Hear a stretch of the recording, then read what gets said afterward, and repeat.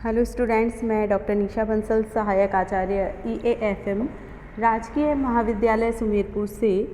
आज की वीडियो में हम बात करते हैं बीकॉम प्रथम वर्ष के लिए प्रश्न पत्र प्रथम व्यावसायिक अर्थशास्त्र। स्टार्ट करते हैं। आज का अपना टॉपिक रहेगा सीमांत उपयोगिता, हास नियम, law of diminishing marginal utility.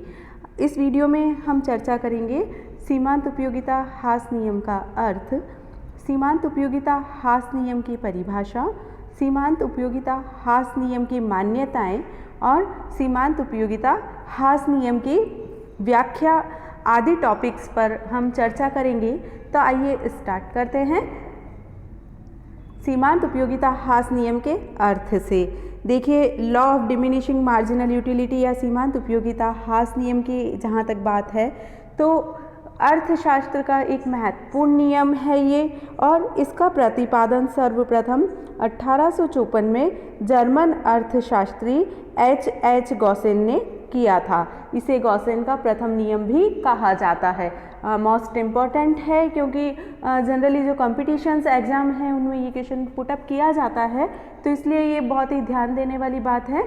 आप ध्यान रखिए, इसका प्रतिपादन H. गॉसेन ने किया था। देखिए, सीमांत उपयोगिता हास नियम क्या है। सीमांत उपयोगिता हास नियम यदि हम बात करें तो जनरल शब्दों में, सामान्य शब्दों में यदि हम देखें तो जैसे जैसे हमारे जीवन में हम किसी भी वस्तु का उपभोग करते जाते हैं कंटिन्यूअस में लगातार, तो उसकी अगली इकाइयों से मिलने वाली उपयोगिता लगातार घटती जाती है। एक सिंपल वे में यदि मैं बात करूं तो जब किसी भी प्रकार से हम ये मान के चले कि बहुत तीव्र गति से हमें प्यास लग रही है, उस सिचुएशन में यदि पानी का उपभोग किया जाए, पानी पिया जाए, तो ऐसी सिचुएशन में जैसे ही पहला गिलास पीते हैं बहुत थोड़ी तृप्ति मिलती है, दूसरा गिलास उससे कम तीव्रता से पिया जाता है, तीसरे गिलास को पीने की स्पीड और कम हो जाती है। ये क्या है जो स्पीड हमारी कम हुई है? इसका मतलब पहले गिलास से जो उपयोगिता मिली, दूसरे गिलास में वो उपयोगिता कम हो गई और तीसरे गिलास में वो उपयोगिता और कम हो गई। तो इस प्रकार से यही बात यहाँ पर मैं आपको समझाना चाह रही थी। किसी समय पर मनुष्य जैसे जैसे किसी वस्तु का अधिकाधिक मात्रा में उपभोग करता है, वैसे वैसे उत्तरोत्तर इकाइयों का उपयोगिता गुण कम होता चला जाता है। इस प्रवृत्ति को ही अर्थशास्त्र में सीमांत उपयोगिता हास नियम कहा जाता है। तो कहने का तात्पर्य क्या हुआ? किसी भी वस्तु का जैसे जैसे उपभोग किया जाता है, उसकी अगली इकाइयों से मिलने वाली संतुष्टि या अगली इकाइयों से मिलने वाली उपयोगिता लगातार कम होती जाती है, और इसे क्या कहते हैं? सीमांत उपयोगिता का हास होना। और यही चीज़ हमारी क्या कहलाती है? सीमांत उपयोगिता हास नियम। तो इस बारे में प्रोफेसर बॉल्डिंग ने अपने विचार प्रस्तुत किए हैं, तो उनके विचारों को हम यहाँ पर देख लेते हैं। प्रोफेसर बॉल्डिंग क्या मत प्रकट करते हैं? देखिए, ये बॉल्डिंग कहते हैं, जब कोई उपभोक्ता अन्य सभी वस्तुओं के उपभोग को स्थिर रखते हुए किसी एक वस्तु के उपभोग में वृद्धि करता है, तो परिवर्तनीय वस्तु की सीमांत उपयोगिता अंततः अवश्य घटती है। मतलब बॉल्डिंग समझाना चाह रहे हैं कि यदि एक मनुष्य किसी भी एक वस्तु का उपभोग करना प्रारंभ करे, कंटिन्यू लगातार उसी एक ही वस्तु का उपभोग वो कर रहा है, तो धीरे धीरे उससे मिलने वाली सीमांत उपयोगिता लगातार घटती जाएगी। इस घटती हुई प्रवृत्ति को ही क्या कहा जाएगा? सीमांत उपयोगिता का हास होना। एग्जाम्पल के लिए मान लीजिए आप सभी फ्रूट में से किसी एक स्पेशल फ्रूट का उपभोग करने लगते हैं लगातार से, और कोई फ्रूट आप नहीं खाएंगे, बस वही फ्रूट होना चाहिए, और लगातार कुछ मान्यताएं हैं उनके अकॉर्डिंग आप उसी फ्रूट का उपभोग लगातार करेंगे, तो धीरे धीरे उसके दूसरी तीसरी इकाई से मिलने वाली उपयोगिता घटती ही जाएगी। तो यही चीज़ यहाँ पर है सीमांत उपयोगिता हास नियम के अंतर्गत। नेक्स्ट देखते हैं सीमांत उपयोगिता हास नियम की मान्यताएं। देखिए कि ये नियम कब लागू होगा, इस संबंध में हमारी कुछ एजम्पशंस रहेंगी। तो क्या मान्यताएं हम मान के चलेंगे?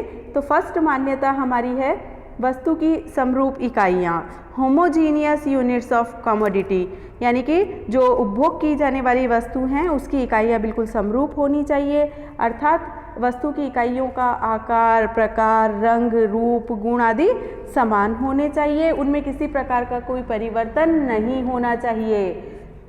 यार पिछले वीडियो में मैंने आपको आम का एग्जाम्पल दिया था, उसे कुछ चेंज करते हैं। मान लीजिए आपने कुछ और वस्तु, किसी भी वस्तु का आपने उपभोग किया, कोई भी अदर फ्रूट आप ले लीजिए आम के अलावा, वो तो उसका अगले दूसरा फ्रूट भी, मतलब उसकी दूसरी इकाई भी समान आकार, प्रकार, रंग, रूप की स्वाद में होनी चाहिए, स्वाद भी समान होना चाहिए।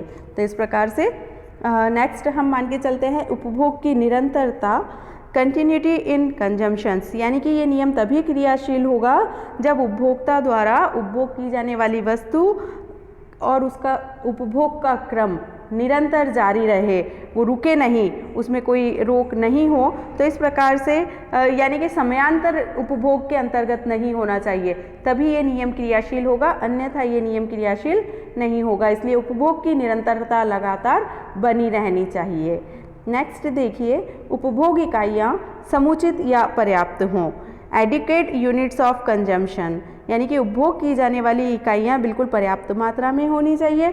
ऐसा नहीं हो कि बहुत ज़्यादा भूखा व्यक्ति है, उसे एक एक छोटा छोटा बहुत छोटा पीस दे दिया जाए, या बहुत प्यासा व्यक्ति है उसे एक एक बूंद करके पानी पिलाया जाए। इस सिचुएशन में ये नियम क्रियाशील नहीं होगा। तो इसके लिए ये ज़रूरी है कि उपभोग की इकाइयाँ समुचित मात्रा में पर्याप्त हों। नेक्स्ट पॉइंट है, मुख्य वस्तु तथा उसके स्थानापन्न वस्तुओं के मूल्य में कोई परिवर्तन नहीं होना चाहिए, यानी कि जो मुख्य वस्तु उपयोग की जा रही है उसके स्थानापन्न वस्तुओं के मूल्य में भी कोई परिवर्तन नहीं हो, इनके मूल्य बिल्कुल समान बने रहें। यदि स्थानापन्न वस्तुओं के मूल्य में परिवर्तन हो जाता है तो उपभोक्ता की मानसिक स्थिति में भी परिवर्तन हो जाता है, इसलिए दोनों के मूल्यों में कोई परिवर्तन नहीं होना चाहिए।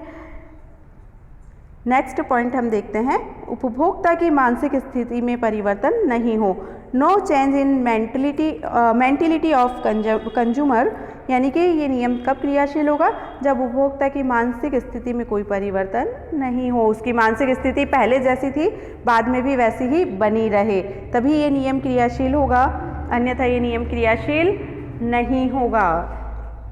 नेक्स्ट देखिए, उपभोक्ता की आय, रुचि, फैशन एवं आदत अपरिवर्तित रहनी चाहिए, यानी कि income, taste, fashion and habits of the consumer should remain unchanged, यानी कि किसी भी उपभोक्ता की आय, रुचि, फैशन और आदत में इनमें किसी भी प्रकार का कोई परिवर्तन नहीं होना चाहिए। यदि इनमें किसी प्रकार का कोई परिवर्तन होता है तो वस्तु की अगली इकाइयों से मिलने वाली उपयोगिता घटने के स्थान पर बढ़ जाएगी, इसलिए इन चीज़ों में कोई परिवर्तन नहीं होना चाहिए। नेक्स्ट पॉइंट है, सुखमय आर्थिक दशा में ही लागू होना, यानी कि प्लेजर इकोनॉमिक कंडीशंस, ये नियम कब लागू होगा, जब जो कंडीशंस हैं वो सुख में आर्थिक दशा हो। यदि दुखी व्यक्ति है, कुंठित व्यक्ति है, तो उस पर ये नियम लागू नहीं होगा। यदि दुखी व्यक्ति है तो जैसे ही वो शराब का सेवन करता है, प्रत्येक अगले गिलास से मिलने वाली उपयोगिता घटने के स्थान पर बढ़ जाएगी, क्योंकि उससे बहुत ज़्यादा रिलैक्स मिल रहा है। इस प्रकार से आर्थिक स्थिति सुखमय अवस्था होनी चाहिए, दुखी व्यक्तियों पर ये नियम लागू नहीं होता। नेक्स्ट देखिए, उपभोक्ता पर प्रदर्शन का प्रभाव नहीं पड़ना चाहिए, यानी कि जो भी वस्तु है वो दिखावे की या शान शौकत वाली नहीं होनी चाहिए, क्योंकि दिखावे की और शान शौकत वाली वस्तुओं पर ये नियम लागू नहीं होता। दिखावे की वस्तुओं के अंतर्गत जैसे ही अगली वस्तु का उपभोग किया जाता है, मिलने वाली उपयोगिता में वृद्धि होने लगती है। इस प्रकार से उपभोक्ता पर प्रदर्शन का प्रभाव नहीं पड़ना चाहिए, अर्थात कहने का तात्पर्य है कि वस्तु दिखावे की या शान शौकत वाली नहीं होनी चाहिए। नेक्स्ट देखते हैं, सीमांत उपयोगिता ह्रास नियम की व्याख्या। देखिए, इसकी हम व्याख्या करते हैं इस नियम को। क्या देखिए, सीमांत उपयोगिता ह्रास नियम के अनुसार किसी निश्चित समय में जब किसी वस्तु की अतिरिक्त इकाइयों का प्रयोग किया जाता है तो वस्तु की प्रत्येक अगली इकाई से मिलने वाली सीमांत उपयोगिता अन्य बातें समान रहने पर पिछली इकाई की तुलना में कम होती जाती है। इस घटती सीमांत उपयोगिता की प्रवृत्ति को ही सीमांत उपयोगिता ह्रास नियम कहते हैं। तो देखिए यही चीज़ है कि जैसे सीमांत उपयोगिता ह्रास नियम क्या है, जैसे ही किसी वस्तु की अगली इकाइयों का उपभोग किया जाता है उसका टाइम पीरियड फिक्स होना चाहिए, यानी कि एक निश्चित समय में जैसे ही किसी वस्तु की अतिरिक्त इकाइयों का प्रयोग किया जाता है उस वस्तु की अगली इकाइयों से मिलने वाली सीमांत उपयोगिता घटती जाती है। ये कहलाता है सीमांत उपयोगिता ह्रास नियम। देखिए रेखा चित्र और तालिका के माध्यम से हम इसे समझने की कोशिश करते हैं, एक्सप्लेन करते हैं। तो आइए नेक्स्ट देखते हैं हम। देखिए एक तालिका हमने दी है जिसके अंतर्गत संतरों की इकाइयाँ, सीमांत उपयोगिता और सीमांत उपयोगिता की प्रकृति। एक उपभोक्ता 8 इकाइयों का उपभोग करता है संतरों की, ठीक है। तो पहली इकाई का जब वो उपभोग करता है तब उसे उस उपभोग के फलस्वरूप जो उपयोगिता मिलती है वो 30 मान ली है हमने। इसी प्रकार से दूसरी इकाई का उपभोग करने पर उसे 25 के बराबर उपयोगिता मिलती है। तीसरी इकाई के अंतर्गत उसे 18 के बराबर उपयोगिता मिलती है। इस प्रकार से चौथी इकाई पर 10, पाँचवीं इकाई पर 5, छठी इकाई पर ये उपयोगिता 0 होती है। और यदि अब भी वो उपभोग कंटिन्यू जारी रखता है तो ऐसी स्थिति में सातवीं इकाई पर ये उपयोगिता हो जाती है -5 और आठवीं इकाई पर हो जाती है -7। तो यहाँ पर देखिए आप, जैसे जैसे उपभोक्ता किसी वस्तु की इकाइयों का लगातार उपभोग करता है अगली इकाई से मिलने वाली उपयोगिता लगातार घटती जाती है।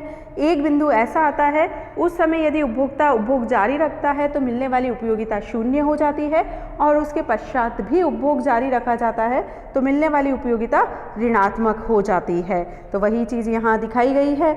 यहाँ सीमांत उपयोगिता की यदि प्रकृति की बात करें तो 1 से लेकर 5वीं इकाई तक की जो उपयोगिता है सीमांत उपयोगिता उसकी प्रकृति है घटती हुई लेकिन पॉजिटिव में।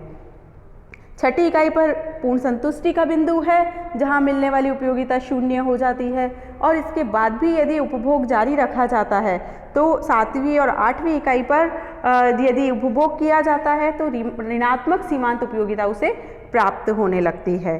तो इस प्रकार से ये टेबल है। नेक्स्ट हम देखते हैं इसी का डायग्राम। देखिए इसमें जो वस्तुएं हैं उसे 2 पार्ट्स में डिवाइड कर दिया गया है।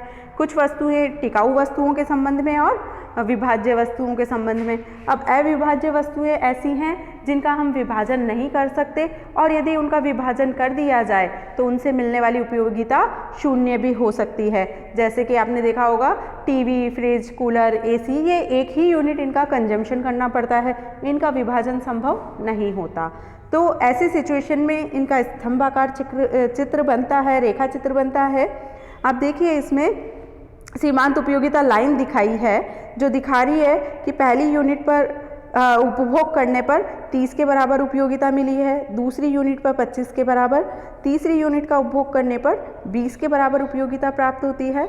इसी प्रकार से आगे ये उपयोगिता घटती जाती है।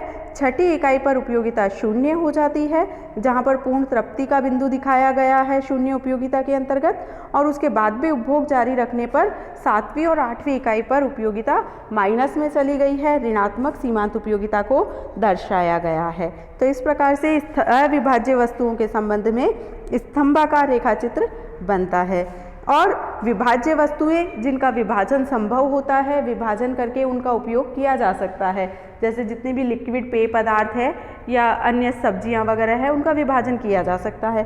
तो ऐसी सिचुएशन में इनका रेखा या वक्र चित्र बनता है। तो वही चीज़ है, ये दिखा रहा है आपको A से B पॉइंट तक धनात्मक है, B पॉइंट पर 0 हो जाती है जिसको पूर्ण तृप्ति का बिंदु कहते हैं और C बिंदु पर ऋणात्मक सीमांत उपयोगिता प्राप्त होती है। तो इस प्रकार से ये घटती हुई सीमांत उपयोगिता को दर्शाते हैं दोनों चित्र। तो ये नियम हमारा बताता है कि जैसे जैसे कंटिन्यूअस उपभोग किया जाएगा अगली इकाइयों से मिलने वाली उपयोगिता लगातार घटती जाएगी और उसके पश्चात भी उपभोग जारी रखने पर एक बिंदु पर उपयोगिता 0 मिलती है और कंटिन्यूअस उपभोग करने पर यह उपयोगिता माइनस में चली जाती है, ऋणात्मक में परिवर्तित हो जाती है। तो इस प्रकार से ये टॉपिक हमारा यहाँ समाप्त नहीं होता है। इस की क्या अपवाद है नियम के, क्या आलोचनाएं हैं या क्या महत्व है, इन बारे में हम अगले वीडियो में बात करेंगे। इस वीडियो में बात करने पर ये बहुत ज़्यादा बड़ा टॉपिक हो जाता, वीडियो बहुत ज़्यादा बड़ा हो जाता, तो इसलिए इस टॉपिक को अगले वीडियो में हम कवर करेंगे। तब तक के लिए thank you very much. Stay home, stay safe, take care.